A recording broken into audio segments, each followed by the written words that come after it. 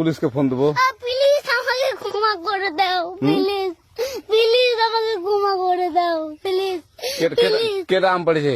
ওই যে ফারুককে ধরে নিয়ে আসেন, ও জিরাচ্ছে, আমি জিরাই নাই, প্লিজ। ওই আমটা তুল, আমটা তুল, আমটা তুল। কোনটা আম? হ্যাঁ এই যে এই জাম, আর এই যে এই জাম, এই জাম, এই যে এই জাম, ওরা জিরে দিছে, আপনি জিরে নেই, প্লিজ।